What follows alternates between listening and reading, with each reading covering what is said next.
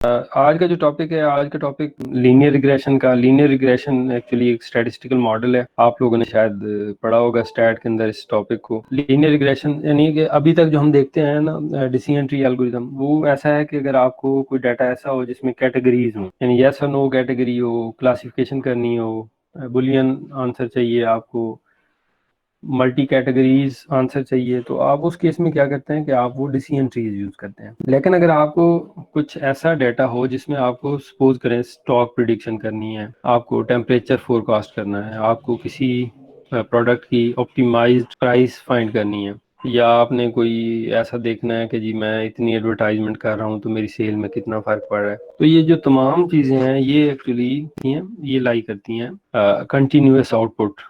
Machine learning model है, stat model है, इसको हम यूज़ करते हैं और इसके ज़रिए जो है वो हम ये चीज़ प्रिडिक्ट करते हैं। और इसको क्या कहते हैं? Linear regression.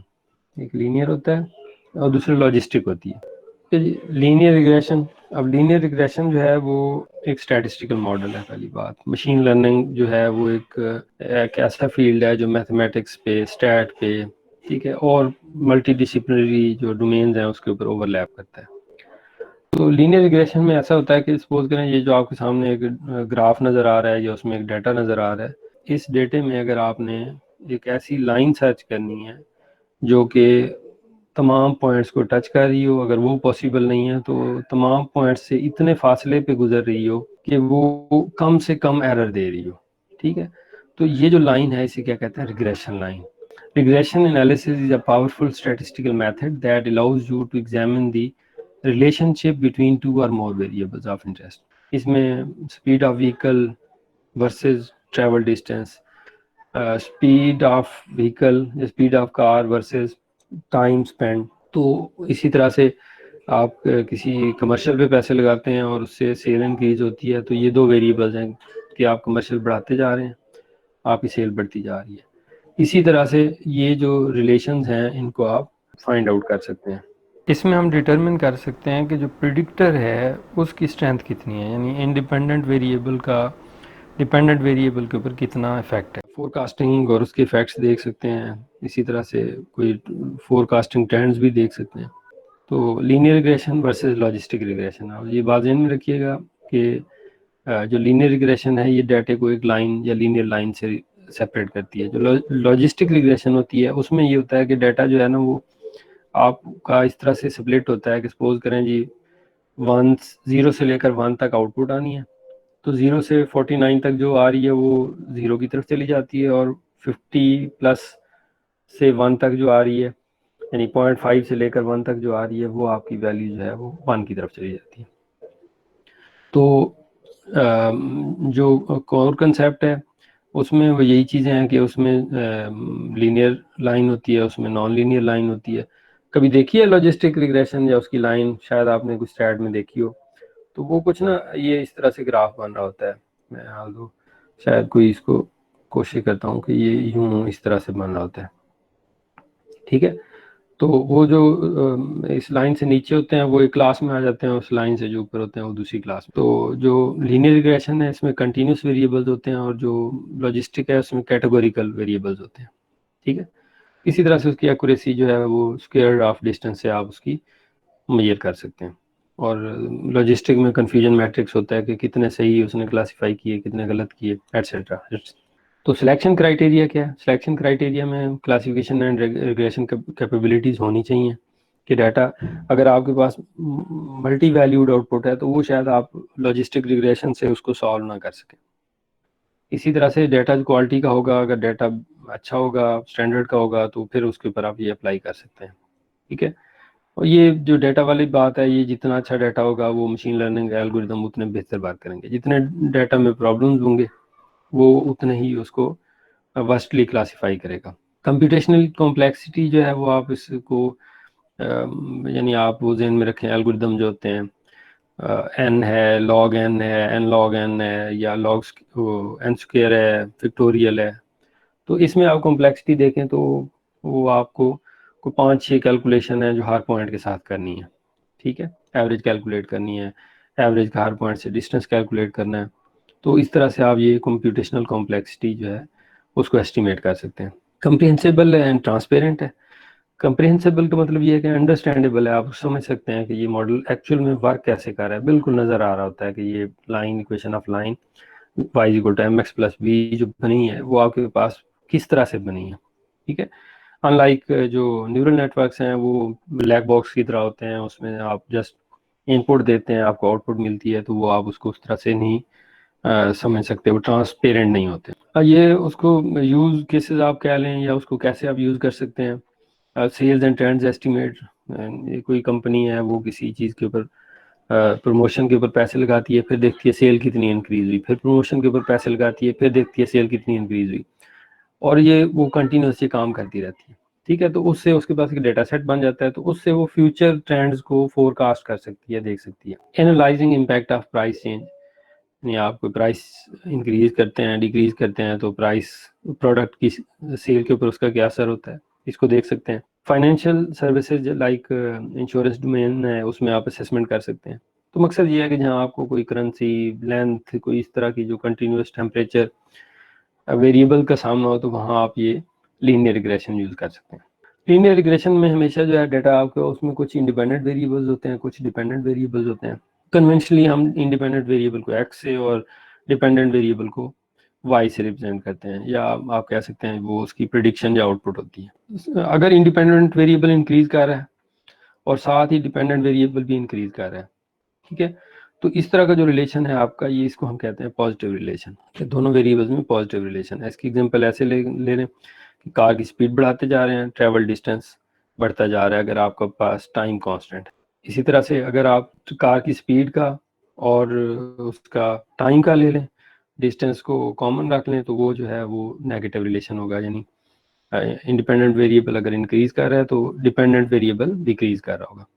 तो ये जो रिलेशन है इसको नेगेटिव रिलेशन कहते हैं, ठीक है। इसकी बहुत सारी एग्जांपल है। तो अगर आप इसको देखें तो एक जो इक्वेशन ऑफ लाइन बनती है, इसमें एम एक्स प्लस सी, एम जो है इसको हम रिग्रेशन कोफिशिएंट भी कहते हैं, वैसे आप स्लोप कहते थे जब इक्वेशन ऑफ लाइन में, इसको स्लोप कहते हैं। सी जो है वो आपका ये ऑफसेट है कि वो ओरिजिन से कितने ऑफसेट पे है। जो लीनियर रिग्रेशन है इसमें इसका एरर, ये इसको कैलकुलेट कैसे करते हैं। फर्स्ट करें, ये हमारे पास ये डेटा पॉइंट्स हैं जो कि किसी भी लाइन के अराउंड जो है वो इस तरह से स्कैटर्ड है।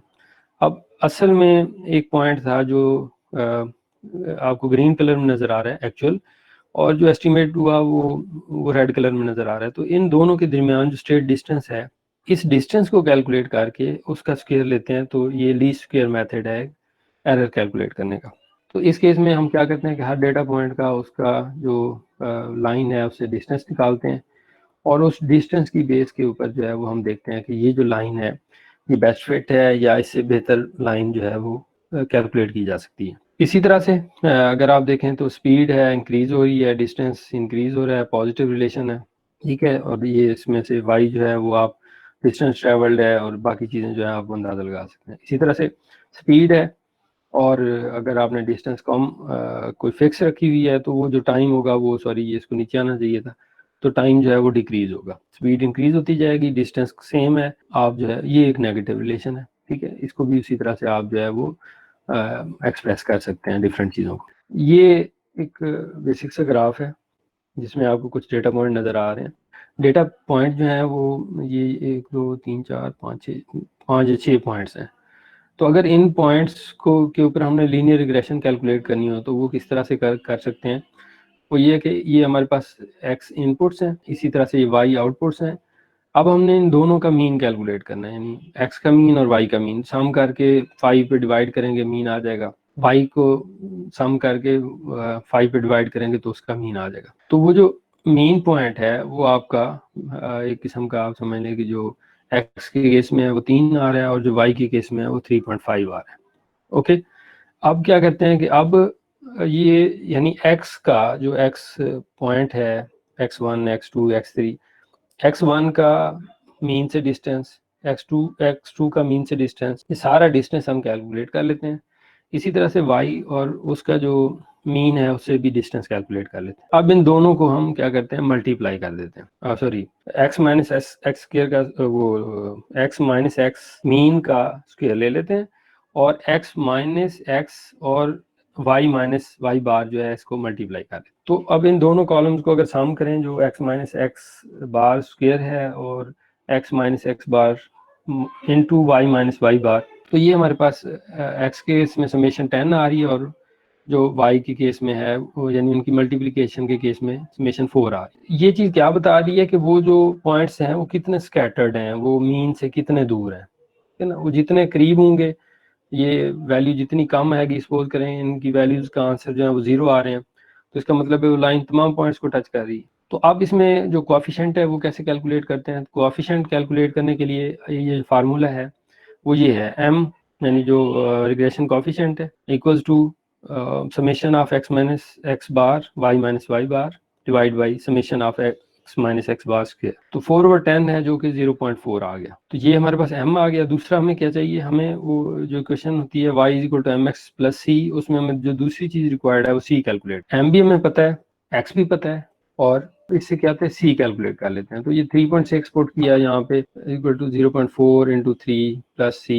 तो इनको जरा सिंपल मैथमेटिक्स से 2.4 जो है इसका आंसर आ सकता है। सी भी आ गया, एम भी आ गया, तो अब किसी भी पॉइंट के लिए जो है हम उसकी आउटपुट क्रिएट कर सकते हैं। तो ये एक एनिमेशन है जो कि मशीन लर्निंग एल्गोरिथम आपका वर्क कैसे करता है। सपोज करें जी स्लोप जो है वो जीरो स्लोप के साथ स्टार्ट करता है, ये जो रेड कलर में नजर आ रहा है आपको, और हर आइट्रेशन पे जो स्लोप है उसको चेंज करता जा रहा है। अब वो जिस जगह पे जाके स्लोप की वैल्यू जो है वो यानी उसकी जो एरर है वो मिनिमम आ जाएगा और उसके बाद फिर बढ़ना शुरू हो जाएगा, उस पॉइंट पे स्लोप है और उसके साथ उसका जो ऑफसेट है वो दोनों कैलकुलेट हो जाएंगे, और कैलकुलेट होने के बाद जो है वो आपकी एक्चुअली इक्वेशन ऑफ लाइन बन रही होगी, लीनियर रिग्रेशन। हाँ, एक चीज मैं और आपको बता दूं कि ये जो डाटा होता है ना, ये 2 डायमेंशनल अमूमन नहीं होता, इसमें बहुत सारी डायमेंशन हो सकती। तो फिर जो हर डायमेंशन है उसके साथ उसका कोएफिशिएंट होगा। सपोज करें जी एक डायमेंशन x है, एक y है, एक z है, उस तरह से जितनी डायमेंशन है तो हर डायमेंशन के साथ इसका कोएफिशिएंट होगा, यानी m1 x1